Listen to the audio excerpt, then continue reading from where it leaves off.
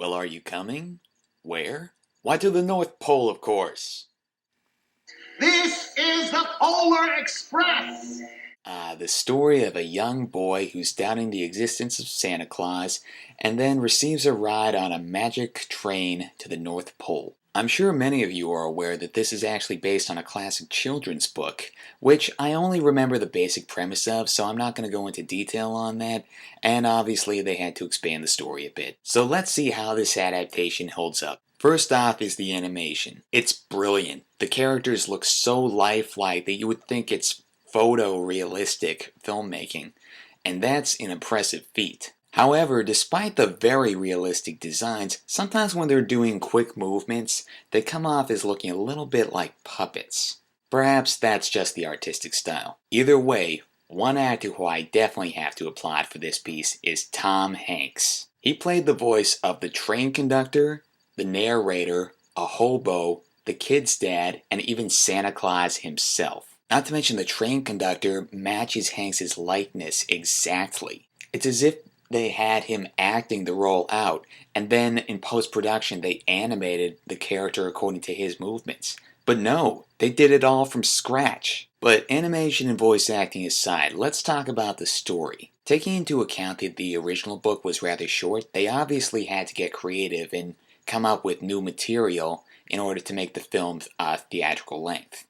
The result of which is kind of a mixed bag. While they definitely come up with a few interesting ideas, like what happens if someone loses their train ticket or having to cross a frozen lake in order to get back onto the track, the pacing does feel a bit off in some places, and a few things feel like needless padding just for the sake of extending the runtime.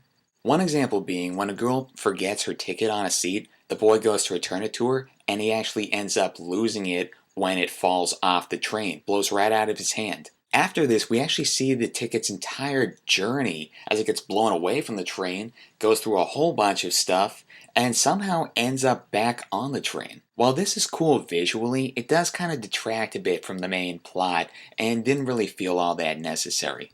Not to mention, it seemed to me like the ticket was virtually indestructible. The thing gets eaten by a bird, it ends up rolling into this giant snowball, and it comes out looking perfectly fine.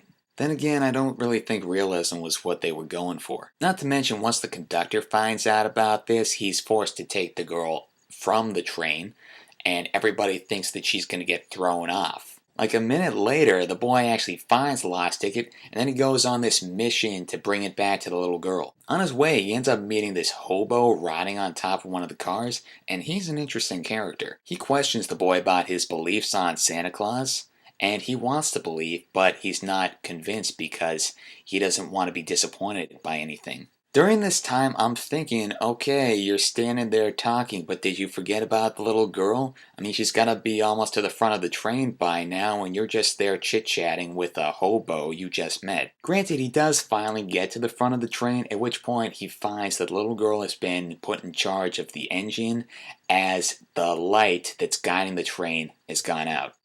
Well, wasn't that a stroke of luck? Could it be a Christmas miracle?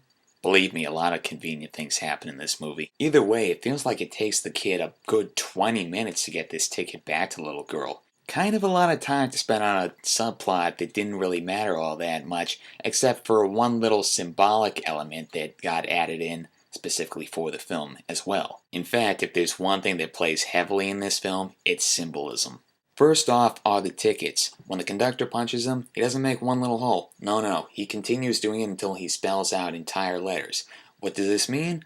Well, it kind of plays into the personalities of the kids and how they come to develop over the course of the journey. How does he know about this specifically for them?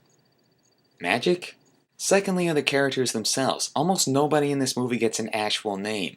It's like the hero boy, the hero girl, the know-it-all. Trust me, yeah, this is what the kids are called. There is one little boy whose name is revealed to be Billy, and he plus the other three are pretty much the only children who become actual characters. All the other children, they do nothing. They're there, in the background. That's it. While at the same time, they fit stereotypes. I mean, the hero boy, he's a doubter of Santa Claus, yet he still wants to believe. The girl, she's kind of the brains of the operation. She's the leader, and she's always taking charge of things. The know-it-all? Well, there you go. He's a know-it-all. He pretends he knows everything and doesn't seem to learn from anyone else.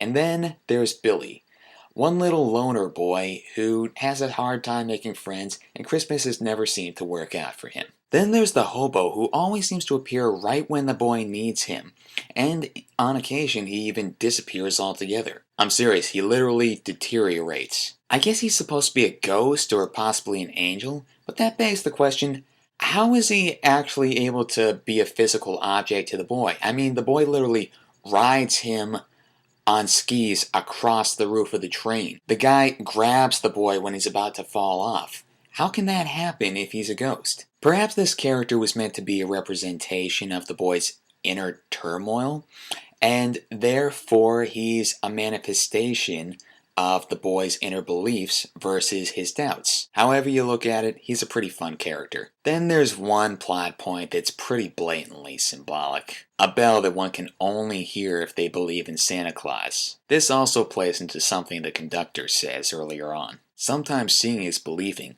and sometimes the most real things in the world are the things we can't see. So I take it that also means that believing is seeing? So it's a vice versa thing? Interesting concept, but could be confusing for younger viewers. But I think I've spent enough time on symbolism. Let's talk about one thing I've noticed with this film. Safety hazards. Seriously, this train is not safe for children. The train gets derailed where they're riding over a frozen lake. It runs down the steepest incline in the world. It's gotta be like a roller coaster for those kids. And there are no seatbelts or anything. If I were on that train and just sitting there and all of a sudden, whoa! I would probably be screaming for my life, hanging onto the seat. It's a miracle no one was injured. I mean, you think kids might go flying out of their seats, hitting the back of the train or something, and that's kind of a scary thought. I don't think it's even worth questioning how the train even stayed on the rails during that whole thing, which I don't think would work either. Now I'm wondering, has anybody ever been injured riding this train? I mean, maybe it's just a miracle that happens every year that no one ever gets hurt. And something else I'm wondering, none of the parents have ever noticed their children leaving the house? You don't think they would hear the door open when the child is walking out? Or maybe hear the train? Or hear them when they're coming back inside the house? The conductor yells, "This is the Polar Express!" Also, have those tracks always been there? Because the children always seem so surprised when they see that a train has pulled up. This also has me wondering, how far exactly does this train go? As far as I can tell, all of the kids aboard it are American. They all speak English.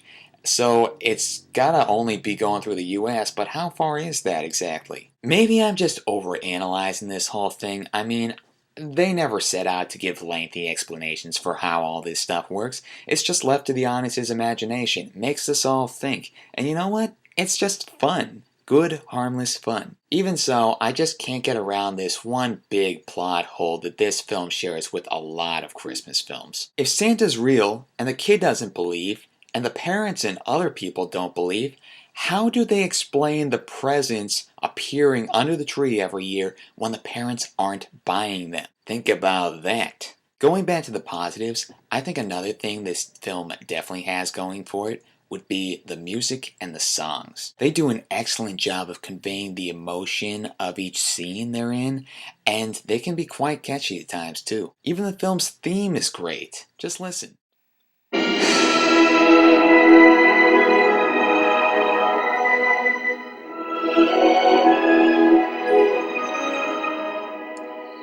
There's also a song sung all about hot chocolate. So despite having a few flaws, the film still proves to be a very enjoyable experience for the whole family. It's beautifully animated, has great voice acting and songs, and it just makes you feel really good because it's got a real heartwarming message to it. Also, the film is rated G, so it's appropriate for everyone, and it comes in at a runtime of 1 hour 40 minutes. Just look at this case and tell me it doesn't pique your interest. And with that, I give this film an 8 out of 10. Excellent. Now, if you'll excuse me, I gotta catch a ride. Whoa!